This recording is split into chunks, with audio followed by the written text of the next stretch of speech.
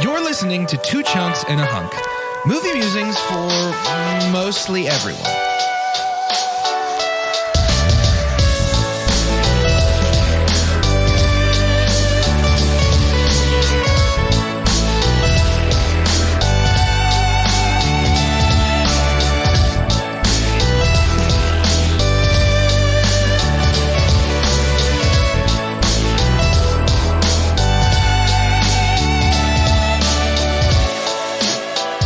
Welcome to Two Chunks and a Hunk. My name is Jordan Wonders, and this week I'm your chunk. I'm Doge, and only a hunk argues for the pride of a dead man. And I'm Carter, and throw the chunk back to me. Doge, why you so hunk, dude? Much like all of the great warriors that we've seen so far in these fighting flicks, I am also in the midst of a battle. I am fighting for my life against COVID, and I do have COVID-20. I was reading about that. Yeah, I'm actually one of the first ones to have it. It's pretty underground yet. I'm in the private beta. They rolled it out to a few of us. We're just testing it out for bugs. Should be released later this year. I think you guys are going to love all the brand new features that it has. Does it have widgets? I can edit text messages after I send them now. Wow. It's crazy. The new COVID-20. Yeah. It's awesome. I can't wait for you guys to get COVID-20. Well, it's so cool. COVID-19, honestly, I don't know how we ever made it with just 19. I'm walking around licking doorknobs and licking handrails and bathroom stalls trying to catch this thing, and I just can't for the life of me. You have to be invited by the developers. I have a real good relationship with the devs online. Me and them were on all the same forums, and so they sent me a private invite to it. I have licked the inside and outside of a lot of flip-flops trying to get this thing. So I will say, though, perhaps the greatest benefit of COVID has been perspective. I was visited by a truth that I actually don't know if it's powerful or if it's nothing. And it's a vision that came to me in a fever dream. I was asleep on the couch yesterday running 102 fever. Shout out to the Sandman. Good show. Shout out to the Sandman. Good show. I was visited upon by this dream of, I had a dream that Nintendo announced that all along there has been a third Mario brother. And he's just been quietly in the shadows letting Mario and Luigi do their thing. But there's a new Mario game coming out this fall, and it is Super Mario Triplets is what it's called. And there's a third Mario brother. Giuseppe Mario. And his name is Bendicio. And Bendicio Mario wears blue shirt and blue hat, and he's got a B. So we've got red, green, and blue. What color is overalls, though? Also blue, just a lot of blue. Blue all the way down. He's blue all the way down. Bendicio Mario is a blue boy. Bendicio. And the best thing about Bendicio is that while Luigi and Mario shoot fireballs, in the new game, you can use those to clear obstacles. Bendicio is a pacifist, and so he shoots clovers, and you can use those to grow vine paths to help you get to new areas. What on earth? You dreamed this? I dreamed this, and in this exact same announcement, I guess it was like a dream Nintendo Direct, they announced that Bendicio Mario is one of the main characters of the Chris Pratt Mario movie, and he'll be played by Nick Kroll. This is too much. Can we talk about how Nick Kroll would have been an infinitely better cast as Mario than Chris Pratt? I would love Nick Kroll as Luigi, I think. Sure. That's fun to me. Cool. Are you telling me Chris Pratt is just going to do an Italian accent? I don't think so. I don't know. I don't know what it's honestly think be. Mario's just going to be like, what's up? It's me, Mario. And I'm going to hate it. No. I think so, dude. It's offensive either way. I think so, But it's like, it's just, in that case, just get Jared Leto. Because he's done it already. Morbio. Then it would be Marbin time. Marbin time. Super Morbio. Yeah. In Gucci. Just over the top. Over the top. I can't stress enough how awful he is. He could be Gucci. And House of Gucci. Well, that's enough of that. I guess we should probably talk about... Dude, I love that. I guess we should probably talk about a movie. Probably the third movie, technically, of our Five for Fighting. Papa Roach, 2 weeks in a row. Yeah. Weird. I know. Well, the range on that guy, honestly, that he can be like, Then it can be like, headstrong will take you, never a wish better than this. When you only got 100 years to take you on. You know. Oh, don't make him laugh. We can't make him laugh. Oh, man. 'Twas Papa Roach that killed the beast. There's a little Papa in all that of kills this. the beast. Well, we're talking about a third movie. It's The Raid 2. The Raid 2. What? Yeah. We'll line that up in post. I forgot what we do because we didn't do it in the mini Monday. So my brain was just like, let's go. I'm a slave Like to hold my out brain. the 2 because you're like, I think they should have been here. 100%. That's exactly what happened. Yeah. And it should have sounded a little something like this. The movie is called The Raid 2. Thank you. We can just bleep the first time I say it. And then all I need is a quick little Sinoppy Noppy from my good old Poppy Poppy. Sinoppy Poppy. Say that again. What do you need? A Sinoppy Noppy from my Poppy Poppy. Okay, I'm glad you didn't say quick little Sinoppy again, because the only one was written by Sony Pictures Classics. Is it a big, thick one? Oh, this is a big, thick boy. Yes. Oh, wow. Thicky. Oh. Sony Pictures Classics writes, he thought it was over. After fighting his way out of a building filled with gangsters and madmen, a fight that left the bodies of police and gangsters alike piled in the halls, rookie Jakarta cop Rama thought it was done and he could resume a normal life. He couldn't have been more wrong. Formidable though they may have been, Rama's opponents in that fateful building were nothing more than small fish swimming in a pond much larger than he ever dreamed possible. And his triumph over the small fry has attracted the attention of the predators farther up the food chain. My gosh. We're halfway through. Yes. His family at risk. Rama has only one choice to protect his infant son and wife. He must go undercover to enter the criminal underworld himself and climb through the hierarchy of competing forces until it leads him to the corrupt politicians and police pulling the strings at the top of the heap. And so Rama begins a new odyssey of violence, a journey that will force him to set aside his own life and history and take on a new identity as the violent offender Yuda. In prison, he must gain the confidence of Uko, the son of a prominent gang kingpin, to join the gang himself, laying his own life on the line in a desperate all-or-nothing gambit to bring the whole rotten enterprise to an end. So three things rapid fire. I'm pretty sure it's Ucho. I was saying Uko too, but I'm pretty sure it's Ucho. Is it Ucho? So that's number one. Number two, too long. Sony Pictures Too Classics. long, but also stopped like a third of the way in. Number three, pretty good synopsis, Sony Pictures. Pretty good it's too Sony long. Pictures Classics. It's too Yeah. long, but it's powerful. bad. That's a very good synopsis.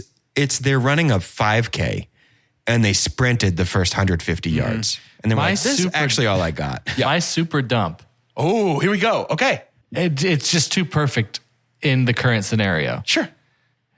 We just said, hey, great synopsis. Too long. I personally think The Raid 2 is too long. I think it... I agree. Hey, Carter, think this is my it- super dump as well.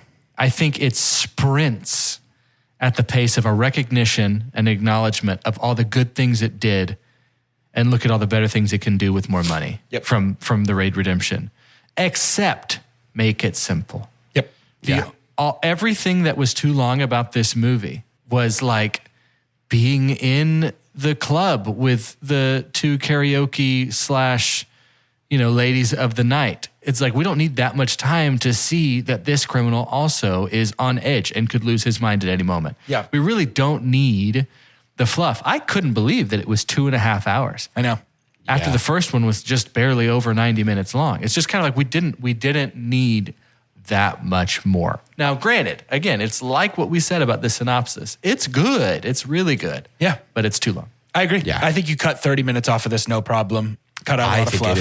it is overlong by 100%. I think this is 2 hours and 30 minutes. That's 150 minutes. I think we could go 75 minutes. I think don't we go think hour so. and a half, maybe. Cut an hour off. I don't think so. I think that this, and I only say that because this movie is reaching for something a little bit grander than the Raid 1. So I think it does need more of the setup. So like the structure of this movie is very much like, there's a fight coming, but you need to know how we got there. So here's how we're going to set it up, right? And then there are also little bits of like, you got to understand how bad of a dude Ucho is and how bad of a dude Bejo is and how bad of a, you got to set these things up. I think all of those things can be cut in half. Yeah. But were we to leave the primo action stuff and do half the setup, half of the character development, I still think you wrap at about 2 hours, but it's a much tighter 2. I just think if you cut this whole movie in half, you're going to have to sacrifice some action, which is like peak. Yeah. And I think maybe, I guess my assertion that you could cut it in half probably stems from my super dump for this movie. We'll go ahead and get it all out of the way right now. Wow. Is that I think this is a good movie, and I think it is a pretty bad sequel to The Raid. Because I think this movie carries almost nothing of what I enjoyed about The Raid forward into this one. Sure. Because to me, I think I'm sold on The Raid, and I feel like a lot of audiences are sold on The Raid as like, this is this self-contained, it's very simple. It's Die Hard. It's you're stuck in this building, you have to get in and then get out. And this is not that in any way. When we started in the prison, I was like, okay, cool. It's going to be like Die Hard 2 is Die Hard in an airport, right? So maybe this is The Raid in a prison, which I would love. And then we're out of the prison 30 minutes in and it becomes The Departed. And it's like, man, that is not at all what I signed up for or was really hoping for this to be. I still enjoyed it, but I had to 30 minutes in really, really recalibrate of like, oh, this is not 2.5 hours of really tight, self-contained action. Sure. This is going to be a little bit more involved than that. Yeah. And it's not that I don't think our director isn't capable of trying to have some more Departed elements. And I think when we say The Departed, sometimes we talk about just the interweaving of relationships and subversions of expectation and things like that. Well, it's Guy Undercover where the risk is monumental. It's just this Departed isn't Departed 2. Like it's not. Yeah. It just goes in and we just get what we get and then we get into that comfy seat and stay there. Let's make The Departed, but it's a sequel to Die Hard. Yeah. Sure. How do you do that, right? Yeah. How do you put John McClane in Die Hard? Sure. Or in Departed? I just think that, and this is just my read on it, so take it or leave it. Feel free. But we've also dumped first, so don't. I just don't think that's what this was or was ever intended to be, as some sort of like true continuation of The Raid. I think The Raid at its core was always. We know it wasn't. Right. Yeah. That's a great point. Yeah. It was, this is the dream movie that he wanted to make. The seams are very obvious. Sure. Retrofitted to be a part of a sequel to The Raid is so obvious, and it doesn't really fit because it's not the same thing. The important parts are. It's the same choreography. Right. It's the same type of action and the same stylized type of choreography, but I would say this is not the same thing as The Raid. Sure. So let me spit for you. So I'll be very upfront. I felt like this was probably going to happen just based on some other stuff. So this movie to me is what specifically? He don't want to get into it on. He don't want to broadcast. No, I was just going to say, phrasing during our Raid conversation, I could tell that where this was headed was, and it's so much better than Raid 2 or whatever, like the general vibe was. Yeah. So I'm going to be the Raid 2 apologist of the episode. That's great. Because to me, and for what I'm watching these movies for, this is the better version of everything except tension.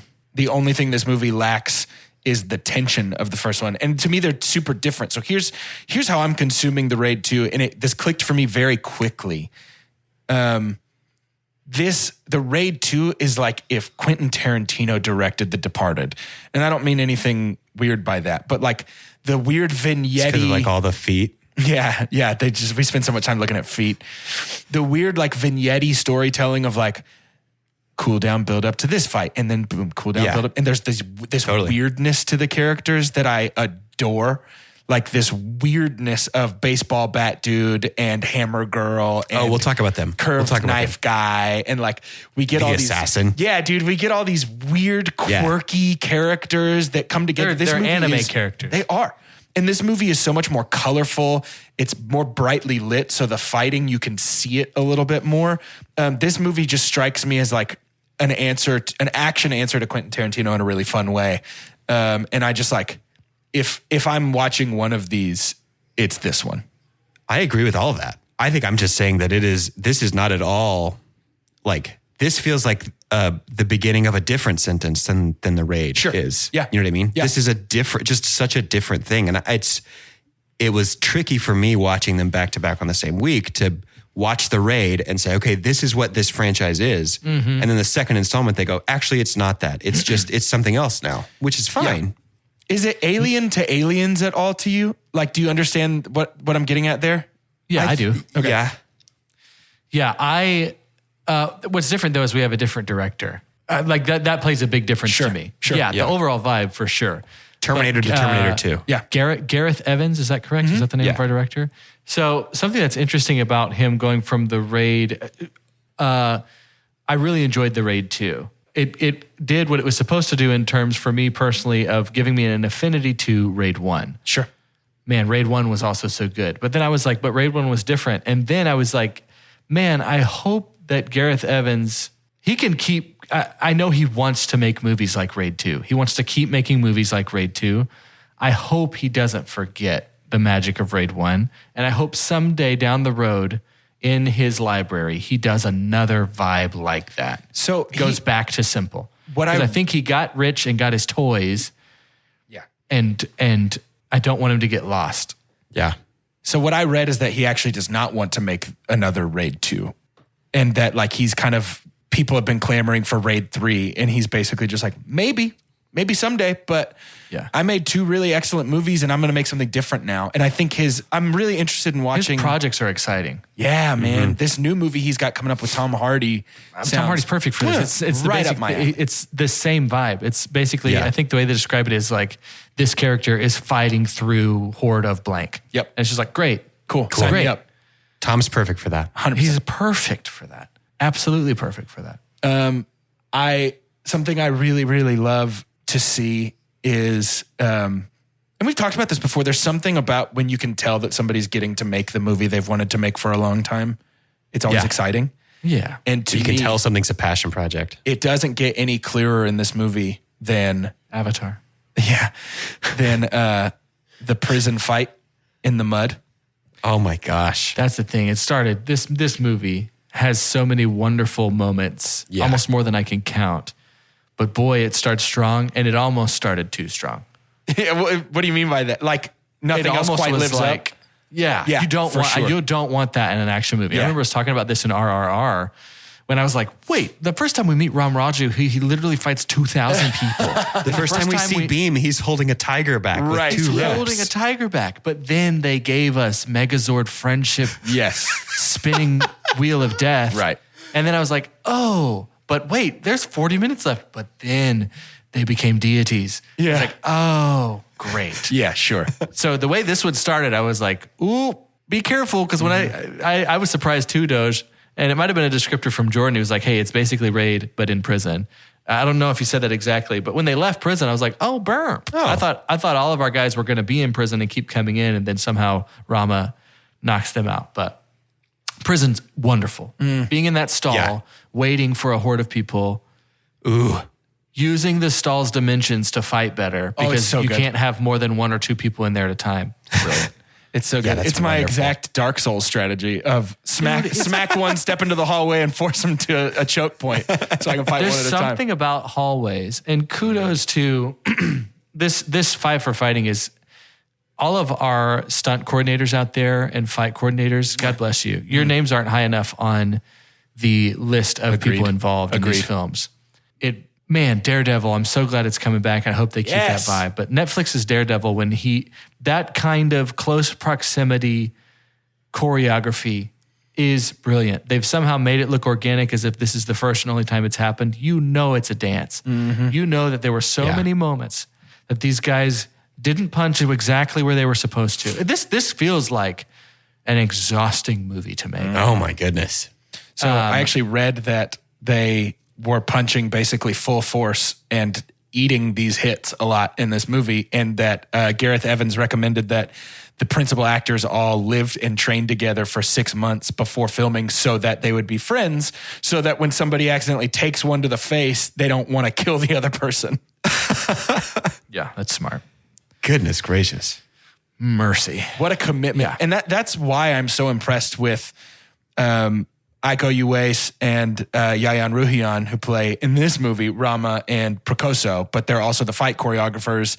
I'm so impressed with them it's like a dance. That's a really great way of describing it. There is an artistry to the way they move that if it didn't involve also watching a dude get his jaw ripped open, Don't think we didn't see that one. you'd be like, this is weirdly beautiful. Mercy me. Oh my goodness. Mercy. Brutal. It's brutal. It really is. It is. I have discovered that anything about stabbing knees for me is just like a big nope. It's no the matter stab what. and drag for me. It's the stab and That's drag. what does it. Oh, Yeah. It happens in both movies. It happens 3 times in Raid 2. Yeah. The stab up at the high part of the leg or down at the knee and then drag to the opposite end. Every time I out loud go, oh, every time. And yet I find it so effective at putting me in the right headspace of like, yucky, no punches. No. The way that the fight choreography works in tandem with the actual blocking of the cinematography, the way that the camera is pretty constantly orbiting full 360 degrees around the action. Yeah. Did you guys read? I mean, they did this in the first Raid as With the well. lighting. They have the lighting crew. They basically are treating the lights like they're boom mics, and they're holding them over, and everybody's moving around. It's like the mic and the light and the camera guy are having to like just orbit around. Sick, dude. It's incredible. Some of the camera work in this is phenomenal. I'm sure we'll talk about the GoPro like passed through all of the cars and stuff. But Yeah, dude. it's just so It's fun. so good. In this prison fight in the mud, we get, and this is when I first was like, oh, this is different in a way that I like from the Raid, which is Ucho gets knocked out, and when he gets dragged off screen, it's very like gung gung, and he's just gone. And that's when I started to get these vibes of like, oh, this is the more stylized answer to the Raid 1. The violence here is graphic and brutal, but it is turned up to 11 in such a way that it's so over the top that it's almost like comic booky. The way people are just getting slaughtered. I mean, did you read the body count of this movie? It's got to be. The Raid 1, the body count is like, I think it's like 170. Yeah. This movie is 321. Yeah, I believe it Yeah, it's wild. completely. It's wild. Unbelievable. Yeah. I mean, there's a difference between playing in your room and playing in your backyard. Right. There's something to be said about the space. There's just so many new different things that we can do. And I think the environment, if anything, it felt like this big, deep breath in that was like, oh, finally, or deep breath out that was like, I have all this space, because it is bigger. It is definitely a bigger movie in many, many, many ways. And so as much as I was bummed to leave the prison, I end up being like, okay, well, if that means we get this, then okay. Fine. Sure. And there's a lot more room to stretch the legs as a movie maker, I believe, here. Specifically when we go to the sort of like makeshift porn studio to fight that guy. When he dives through the window and flips forward and our camera rotates that's cool. with him to land upside down. There wasn't anything like that in the Raid 1, partially because of budget and like size constriction, I imagine. Yeah. But I don't know. There's just a little more creativity in this movie. The cinematography in this one to me is an enormous step up from the Raid. I agree. Yeah, absolutely. And I would say like, this is a situation where the story to me is like serviceable. It's not why you turned the movie on. It's fine. It's over long, like it's bloated for sure. But can I tell you who I really like? Yeah. Ucho. Like that actor is really good. I find him smarmy and gross, but like clearly on purpose. And I think I would like to see him in more stuff. He's interesting to me. The way he was edited, like the makeup he's wearing, just the perfect bone structure. There were times that he just felt like a character from a cutscene in a video game. He didn't look real, which was fine. He just seemed real different, but he was great.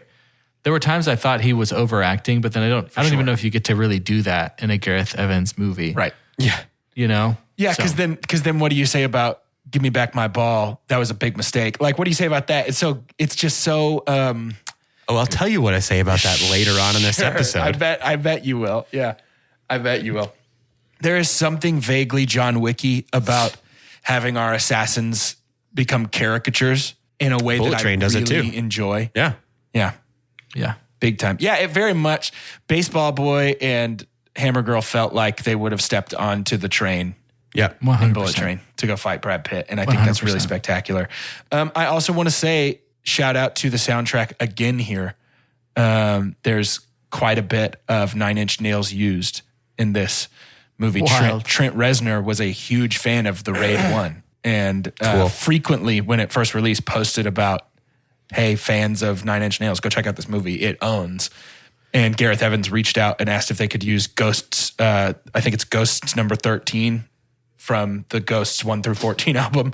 And Trent Reznor was like, yep, yeah, take it. Please. Why, you do sure can. And I just think that, I don't know, man, the vibes of this movie are fun. Like, this movie is fun in a way that the Raid 1 isn't. And I think that's why I love it like that much more than the Raid 1. The Raid 1 is like a thriller, whereas this is like a gangster drama, but it's also like weird and quirky and strange in ways that I find really endearing, that give a lot of like personality to this movie. Does that make sense? Like effort and more variables of like characterization. Sure. Like we're putting more people in there to try and kind of get to know more about them. Because even with our crew of 20 of the police officers, they're red shirts, basically. I mean, many of them are gone from the Sniper Boys. And so it's really like 3 or 4. And then we get the exact same on the opposite side. So like 7 people that we follow their personalities. But this has way, way more. Triple. It's a lot wider. Yeah. Yeah. Is there, other than the obvious that I'm sure we'll get to, is there a particular like smaller scale fight scene that really, really stands out in your brains in this movie? Here's the thing. I'll super pump now. Okay. I'll super pump. Is my super pump is the background of this movie. Something so fun. And you can have the specific scene where Rama is in the car and the other guy that he helped get away, who's like the only lackey left in that building that hasn't just been turned on near the end of our movie. We see the car in the background coming to hit the car that Rama is in. Wonderful thing about the Raid 2 is that there is always, we saw it from the moment of the prison, there's always something to watch in every single inch of the frame. Yeah. And I think that's brilliant because I think that can get really, really messy. But this was like, it heightened the rewatchability. And it was like, shoot, I mean, great, this guy's out of the way, but did you just see that guy back there pick up a bat? Like, he's going to have to deal with that later. Yeah. The background added to the tension for me. And it wasn't, because sometimes we'll just have background. Like, I think you get it in war movies, especially like medieval, to where it's like, okay, here's the 2 fighting. We know for sure no one else is in this fight. It's almost like we kind of gave them this like ring of protection that maybe there's another body that's just kind of laying around, but it's inanimate and it's not going to fight back. But in here, it's just like, I have no idea. I have to keep, it made me feel like I was in the middle of it. Like it feels more realistic to be like, okay, it's not just a 1-for-1. I could have multiple people on me all at once. So the background fighting of the movie is my favorite thing about the movie. Everything that's going on. That's cool. I think that's a very interesting perspective on it. I hadn't really thought about it that way, but I mean, having just watched it twice in 2 weeks, I will say I noticed a lot of that stuff the second time. Like, that's why for me, it's like, what's one of your favorite, like smaller? I'm like, I don't remember. Yeah. Because right. It's just, I can't place it all the time. That's a great point that I didn't think about.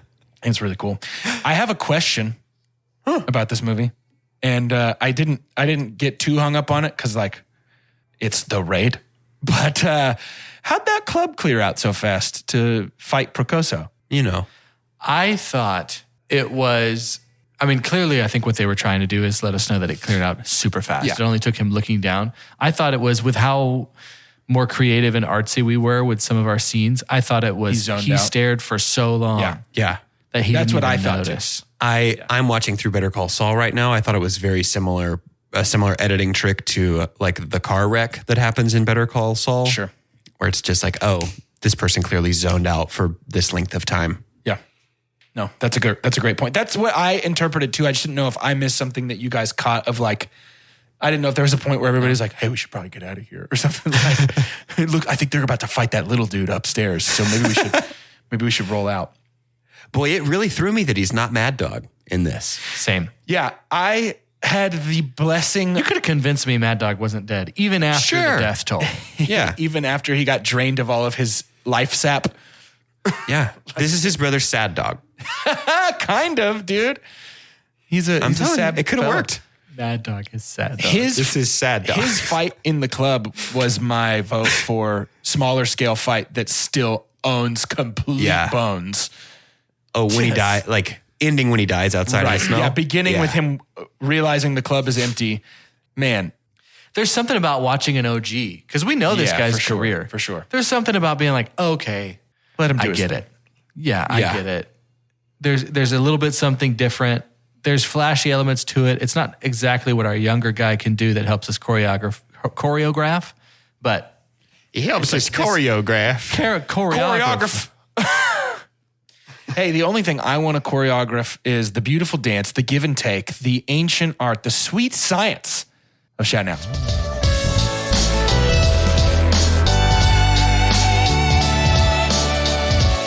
Hey, Chunkies, we're going to jump straight into shout announcements and try something new. We've done about 400 and 500 episodes. I think these boys are capable, even the one who's kind of half a boy, or is he 1.5 a boy?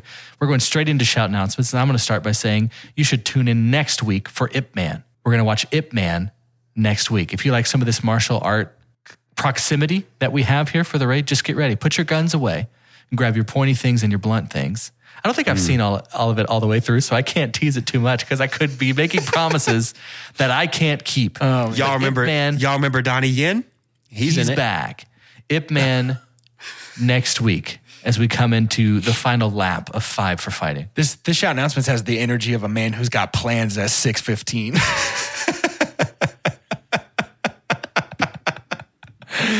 I'm just trying to keep Doge alive. Jump on Patreon. Make sure I spend the last 1 hour of my life podcasting. Please. Jump on Patreon. We got cool stuff. We got a Discord. You're going to love it. Lots of conversation. Box office ball. We got bonus episodes. Just get there. Just get there. I have COVID, so you have to do what I say. Back to the show. Rate review. Studies show that people who can count to 5 without saying 1 or 3 can also enjoy the new 2 for $5 breakfast deal at Hardee's with made-from-scratch biscuits. Bite into this deal only at Hardee's. Feed your happy. Tax not included. Available for a limited time at participating Hardee's restaurants. Price and participation may vary. Here's the deal. It's not even my super pump, and yet the car chase in this movie is one of the coolest car fight chase scenes I've ever seen in my life.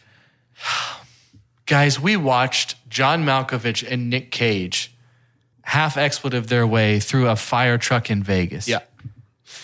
Yep. What lazy movie making. I found myself angry at other filmmakers when I said but we could have been doing this the whole time. Yeah, dude. Con Air could have been the raid too. It's not that different than the start.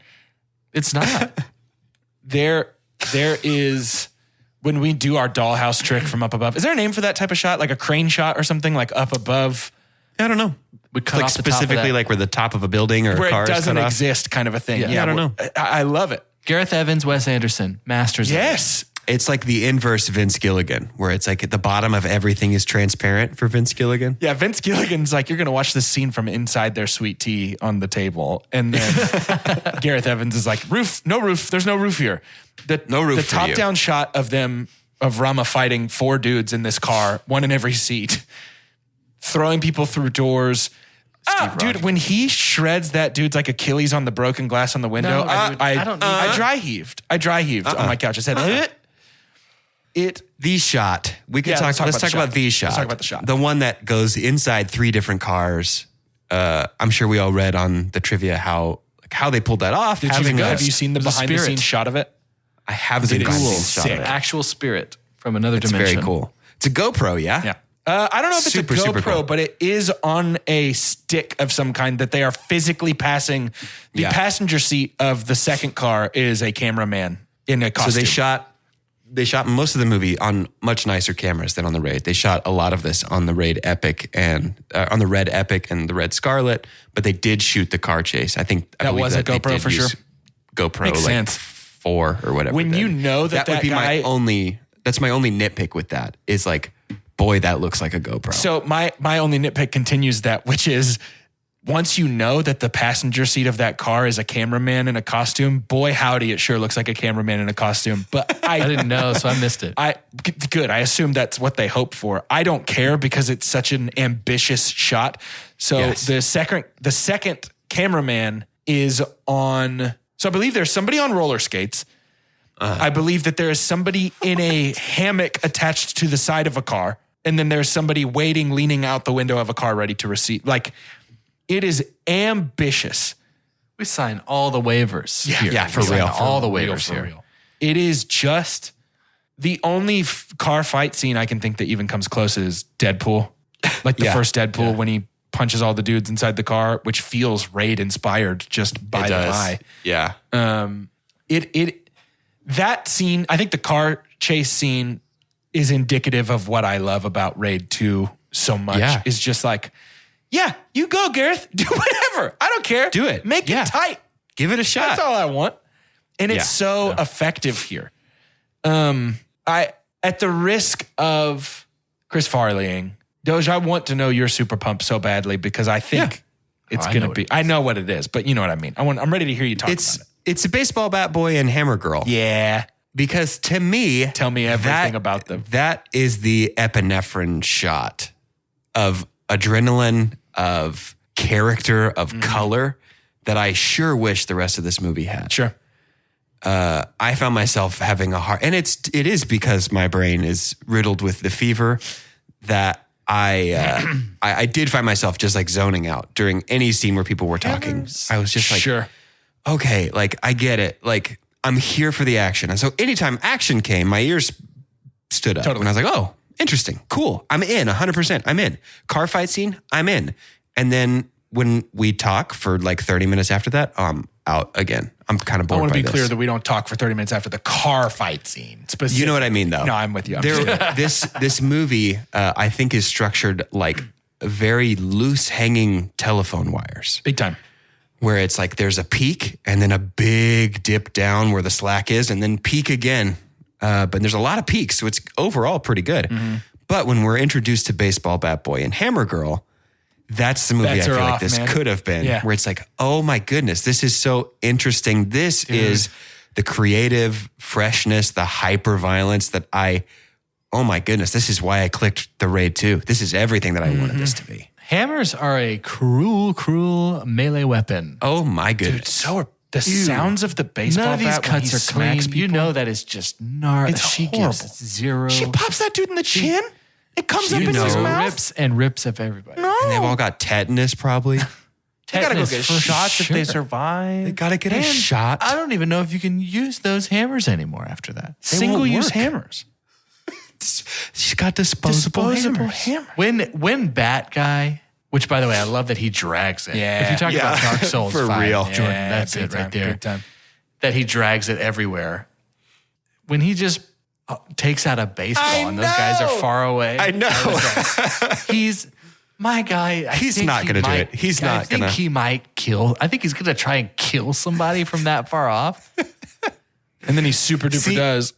He definitely does. That's the thing for me where I was like, okay, this is what I don't know. I don't want to be Tarantino stuff. Yes, Jordan. right. That's I don't want to be gloom and doom about the rest of the movie because it's not bad, but it's like in these moments, it's like, oh, could it have been this the whole time? Could all our action sequences have been this like super creative, super weird? Because Jordan, I didn't get the weirdness and quirkiness that you're talking about. I don't get outside really? of Okay. Baseball Bat Boy and Hammer Girl. See, I want to hear what your thoughts are. For me, it's through the whole movie, just colorful here. You know what I mean? Yeah. Yeah. I just think I could have used more weird because Sure. we talked earlier about Baseball Bat Boy and Hammer Girl. It felt like they could have got on the train and Bullet Train, Big time. right? I think we needed, for me, to combat how overlong and bloated this movie is. I think our telephone poles need to be a little higher than they are for me to really, really be an apologist for it. I did love it. I did enjoy it. But I think if we had more, like we don't really get to see the assassin very much. And when we do, he doesn't necessarily use his Dr. Grant Velociraptor claws Yeah, he very waits. often. He waits for the end of the movie, which is fine. I mean, and I know I super pumped Mad Max for doing that very thing last week. But if we had just had, I think, more enforcers for the various mobs or something, Sure. or just a little more boss rush feeling, or just, we have Baseball Bat Boy, we have Hammer Girl, we have Assassin with his claws. Like, can we have other like more interesting, weird, quirky stuff?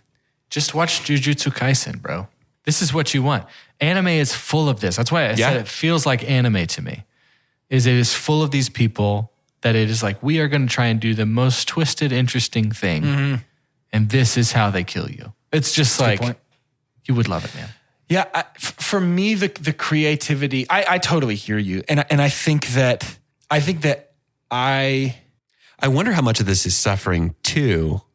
How much of my expectations are suffering from coming off of RRR, which is like one of the weirdest, most hyper stylized things that I've ever seen. Yes. Coming off of Mad Max, which features prominently the Doof Warrior, my hero. Sure. And then knowing that in a few weeks we're going to be watching Kingsman, which is like very much stylized, Baseball Bat Boy and Hammer Girl, or could be in that movie too. Yeah. I wonder if it's a comparison thing. It definitely can't help it. You know, like it's definitely not aiding your opinion of The Raid to have it next to so many things that are similar and not similar and whatever. But for me, and I'll super pump here to kind of bring it on home and tie it all together. But for me, the mud fight is so unique, so unlike anything I've ever seen on such a grand scale. So the prison mud fight? Yeah. Mm-hmm. The things like the sprinting on the table. There are these little things where the room, the space, the fight is used so creatively. And it is very dancey. Carter, I think that's a great way of saying it. This movie feels like, is it my favorite dances I've ever watched? No, but it might be the most skillful dance I've ever watched. And in the middle of the skillful dancing are these weird, quirky, fun things. And yeah, 100% there are some better than others. But at its core, so for my super pump is honestly like the last 20 minutes of the movie, like the final confrontation all the way up to Rama declaring, that knife I'm fight done. in the kitchen is It is bananas. a like 6.5 minute knife fight in the kitchen. Starts out stark white, no soundtrack, just grunts and swings and the swishing of clothes as they miss and connect and punch. And by the end of it, the room is covered in bright red and the soundtrack is screaming at you and you're out of breath just watching it. And it's got to be the most artfully grotesque fight scene I've ever seen in my Did you see life. it took them 8 days to shoot that scene? Yeah, man. Goodness gracious. For 6 minutes of film. It is outrageous. But even leading up to that, we've got the confrontation with Baseball Bat Boy and Hammer Girl in the hallway. When he kills Baseball Bat Boy and the bat is embedded in his jaw. Yeah, dude. Yuck. Yeah, dude. Yeah. Big time. All I have is questions about Baseball Bat Boy and Hammer Girl. If he announced a why does prequel she about have a those two scar people, like I would that? say fine. The fight in there, the fight with Ucho for the shotgun in the room where he finally kills him and then is confronted by, great, cool, you took out the mafia. Here's the Japanese mafia. They want, I assume the question was, do you want to work for us? At the very end, you can't hear it because of the soundtrack, but the ending of this movie, the final 20 minutes are like candy to me, like so perfect and sweet and delicious and good. It's everything I want in an action movie is the final 20 minutes of this. And there's like you said, there's peaks throughout the rest of the movie that are my exact flavor, stuff I really enjoy. But the final 20 minutes of this are perfect. You just can't convince me that there's a flaw with the last 20 minutes of this movie. It is perfect to me. It's so fun. I just think that this movie. Did you think he was going to say he's out or like? Well, I guess we didn't even really know what their question was. That's what I'm saying. I think the question. I assume that the question is, "Oh, dude, you took out this entire building. Do you want to work for us now?"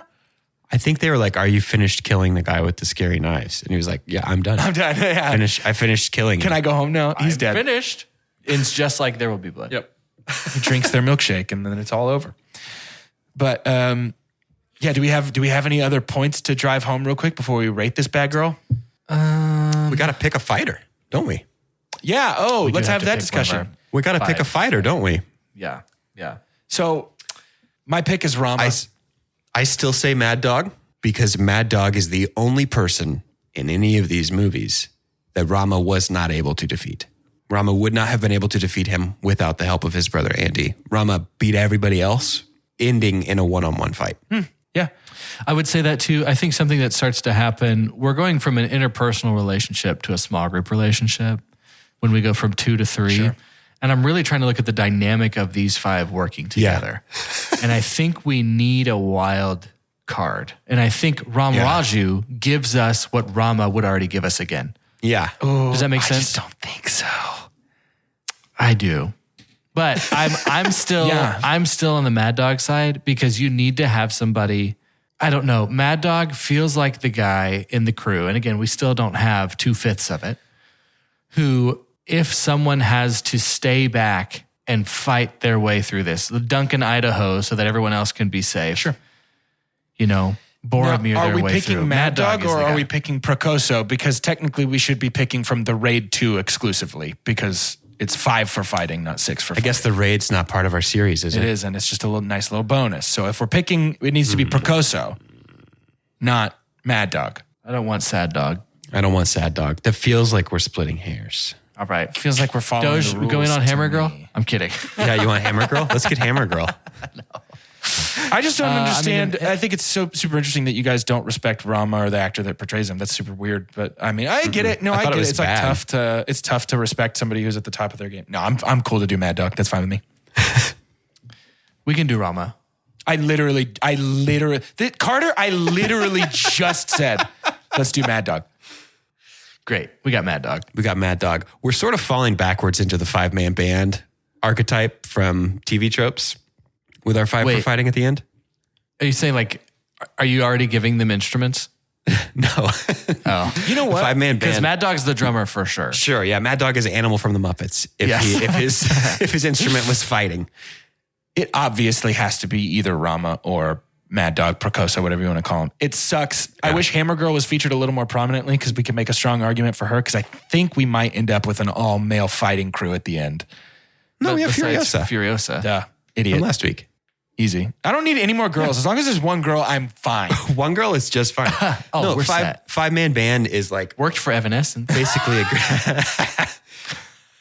Wake I don't know why that was worked for No Doubt. Why Evanescence? Why was that your first thought? Evanescence is always Carter's first thought. That's the thing you need to know about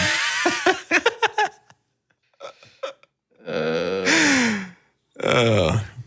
So should we rate Doge, it? I think you were, yeah. I thought Doge was saying something. Oh, 5-man band. He was going to explain 5 man. Oh, yeah. It's just a group of archetypes that's typically like if you have a team, that it's like in a lot of fantasy stories too. So it's like That there's would a be like leader, there's a wild card, there's a sniper from the distance, there's like that kind of thing. leader, lancer, driver. smart guy, big guy, Yeah. the foil to the leader. Yeah, That happens in Cool. heist movies too. it does. That's what's so fun about Ocean's 11. This is a tangent, but like they call it out and are specifically like, we got to have one of these. Anywho, let's rate this movie using the scientific cinema scale, which is perfect and as follows. The best thing we could ever say about a movie is own it, don't lend it. Buy that poster.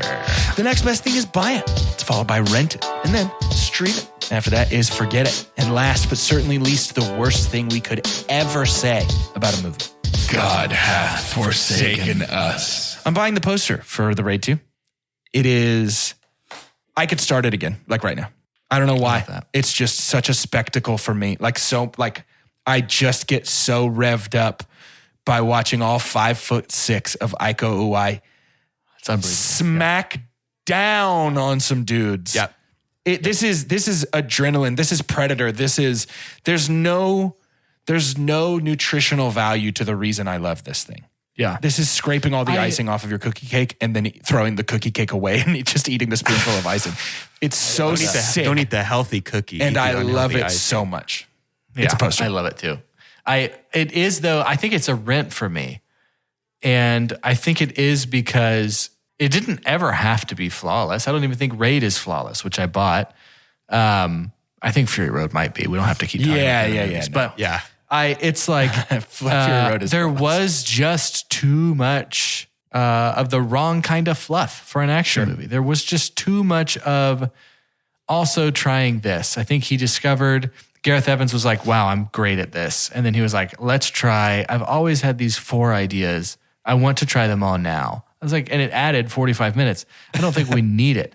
Yeah. I think the time is certainly the difference between a buy and could be a buy the poster for me if we just cut out all the other stuff. I am brought back to our Top Gun Maverick episode, which was a Patreon episode. So if you don't pay us money monthly, please mute what I'm about to say. Yeah, this is not for free. You're not allowed to hear this. Can't do this. But we talked a lot about what makes a good action movie. And I think the thing that we came away with was like the thing that we loved about Maverick and the thing that we were trying to identify is like this what makes a good elemental action movie is that it's simple and that it's like the thing we talked about with Maverick was like, we want to accomplish this. And if we don't accomplish this, it's bad. And if we do accomplish this, it's good. And then that is a solid foundation for us to build all of our stunts and spectacle on top of.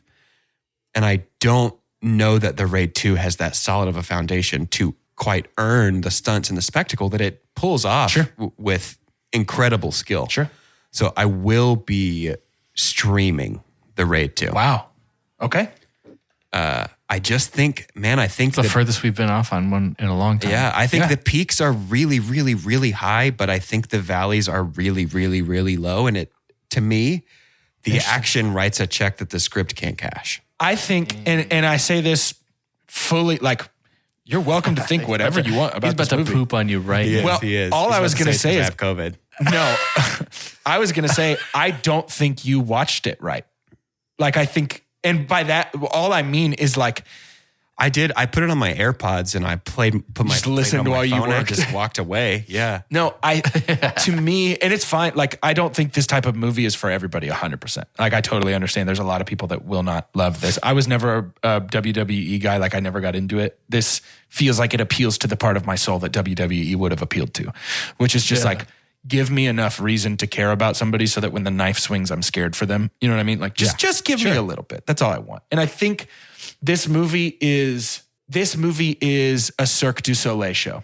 They give you little tidbits of like pretty music and something cool's happening. And there's clearly like a special, the one I saw, Ka involved like being like, this person's special. There's no words, right? It's just, this person's clearly special. We're revering this person. And then when they almost fall off this huge tower, you're like, and you're gasping because it's about the spectacle. They just give you little tidbits, and totally agree. They're too drawn out and too long. But for me, this movie is just a vehicle for the sickest action, just pure like fighting. Maybe let's not say action, because obviously Mad Max is its own special category, and but like the sickest hand-to-hand martial arts combat that I've ever seen in a film.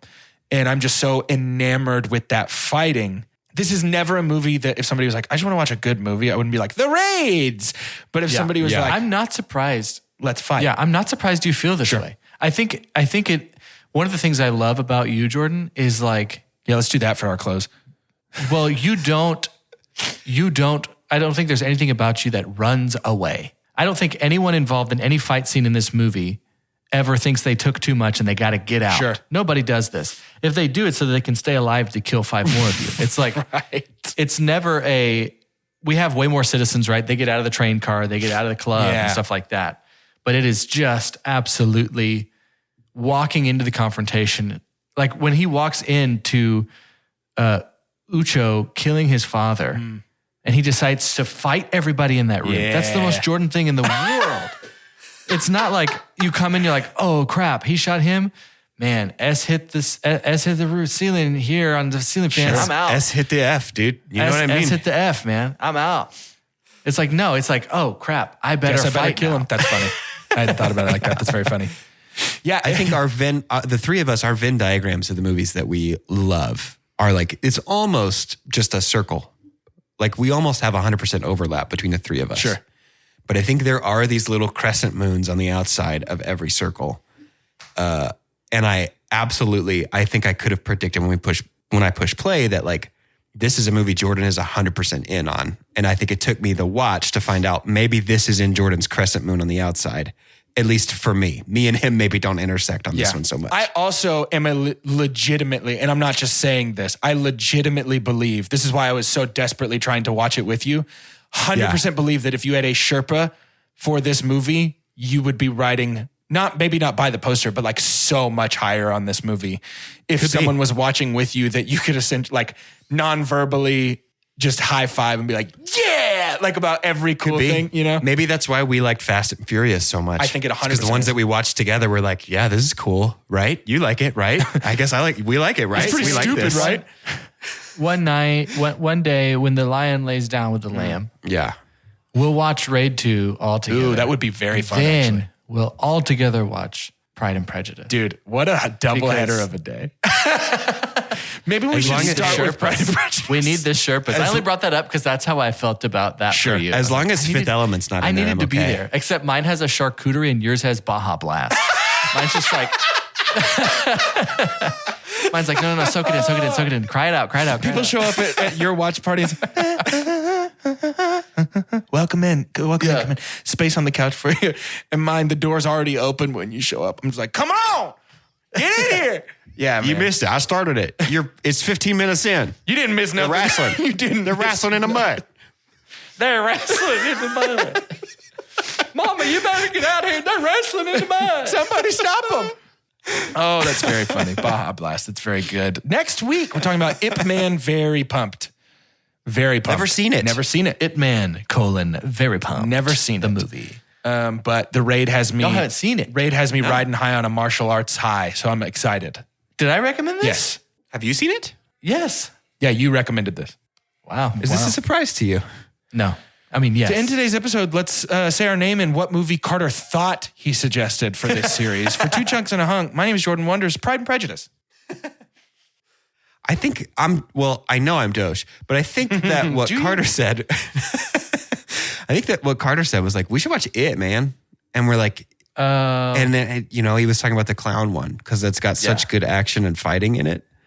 I'm Carter, and I was coughing when I was trying to tell you about the Hitman's Bodyguard. Oh, okay. It's Ip Man, and then just makes like sense. face was You cut out probably while you were talking. No. Yeah. I am excited. I know I have seen this, and I know that you will like it.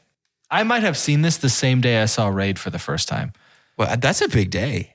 because I was just on Yeah. it. I was like, what are all of these? I was in this mood. I was like, what are all these kinds of movies that I have not hit yet? What have I missed? That's funny. This is, y'all are going to love it. I think you'll like it. I think you're going to like the way you look. I guarantee, probably. I think I guarantee. I guarantee. I think I probably guarantee it. You're going to like the way you feel about the movie. Probably.